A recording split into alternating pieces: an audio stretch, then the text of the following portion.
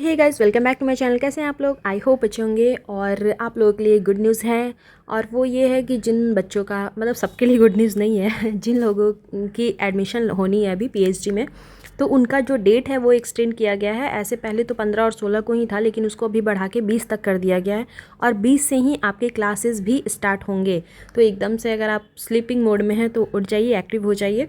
मैं ये अदर लोगों के लिए बना रही हूँ, जिन लोगों ने मतलब जो अदर सेक्शन के हैं, जिनका डिपार्टमेंट अलग है। हमारे जो डिपार्टमेंट में हिंदी विभाग, वहाँ के सारे टीचर्स और जो स्टाफ है वो बहुत ज़्यादा एक्टिव है। तो हम लोगों का एक ग्रुप भी बन गया है। ग्रुप में ये आ भी गया है नोटिस वगैरह कि क्या कुछ लेके आना है आपको एडमिशन के टाइम पे। वो सारा मैं इस में डाल दे रही हूँ इस ब्लॉग में, ताकि जो भी बच्चे जो अदर डिपार्टमेंट के हैं उन लोगों को भी पता चल जाए। तो सबसे पहले आइए देखते हैं क्या नोटिस है कि विश्वविद्यालय के द्वारा कोर्स वर्क में नामांकन की तिथि 15 फरवरी 2025 से 20 फरवरी 2025 तक निर्धारित की गई है, और 20 फरवरी 2025 से ही कोर्स वर्क की कक्षाएं शुरू होंगी। पैट 2022 में सफल अभ्यर्थी निम्नलिखित दस्तावेजों की मूल प्रतियां तथा उनकी छाया प्रतियां नामांकन समय अपने साथ अवश्य लाएं। देखिए, आपको क्या कुछ लेके जाना है अपने साथ। एमए का अंक पत्र, मूल प्रमाण पत्र या अस्थायी प्रमाण पत्र, जो भी हो, मतलब प्रोविज़नल हो तो वो लेके जाना है, या फिर जो अगर आपका आ गया है अगर ओरिजिनल वाला तो वो भी लेके जाना है। ठीक है।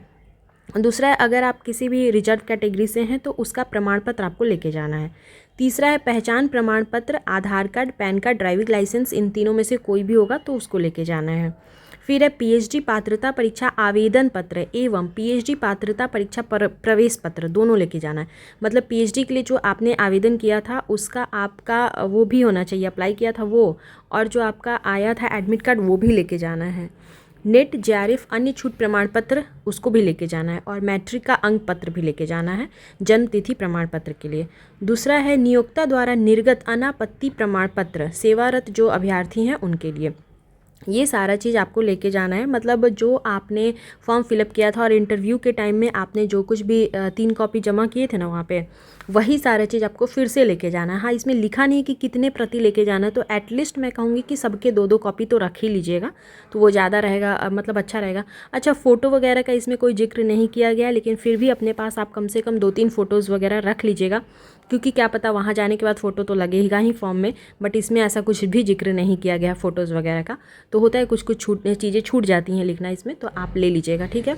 उसके अलावा फ़ी का भी इसमें कोई बताया नहीं गया है कि कितने रुपए लगेंगे, लेकिन 2 से 3 हज़ार रुपये, जहाँ तक मुझे आइडिया है कि 2 से 3 हज़ार रुपये लगते हैं। तो वो भी अपने साथ लेकर जाइएगा, क्योंकि एडमिशन में वहाँ पे चालान वगैरह कटवाना होगा, फिर आपको जमा करना होगा कॉलेज में, डिपार्टमेंट में ही अपने, वो सारी चीज़ें आप लेके जाएंगे। और एक और गुड न्यूज़ है वैसे अभ्यर्थियों के लिए जो 2023 का पैट का फॉर्म तो फिलअप कर चुके हैं लेकिन एग्ज़ाम नहीं हुआ है, तो जिन लोगों का छूट गया है उनके लिए भी ये मतलब अंदर से जो भी डिपार्टमेंट है वहाँ से ही ये खबर है कि वैसे बच्चों के लिए फिर से पोर्टल खोला जाएगा। मैं पहले भी बता चुकी हूँ, और फिर भी बता रही हूँ कि और बहुत जल्दी, मतलब मुझे लगता है कि इस मंथ में ही आपका पोर्टल खुल जाएगा।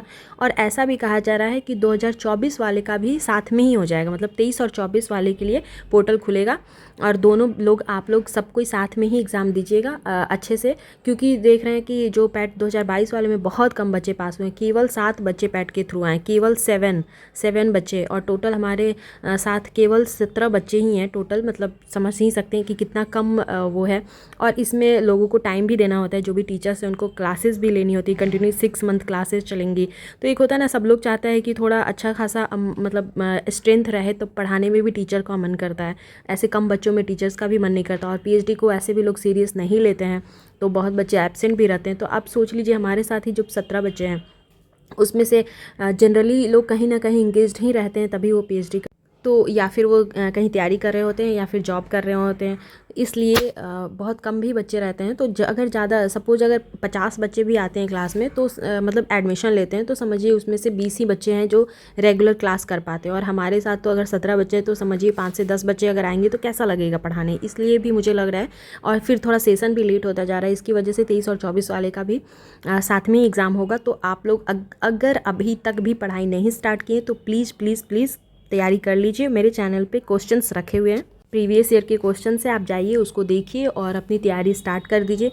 अगर आप वहाँ पे तैयारी कर लेते हैं तो आपका एक तो नेट भी रहेगा, मतलब नेट की भी तैयारी साथ साथ होती रहेगी और साथ में पैट की भी आपकी तैयारी होती रहेगी। तो दोनों में से कहीं पे भी अगर आप निकाल लेते हैं तो आपको ईजिली पीएचडी में एडमिशन मिल जाएगा। चलिए मिलते हैं नेक्स्ट वीडियो में। Till then bye bye. Channel पर पहली बार है तो सब्सक्राइब कर दें, पुराने सब्सक्राइब है तो लाइक कर दें।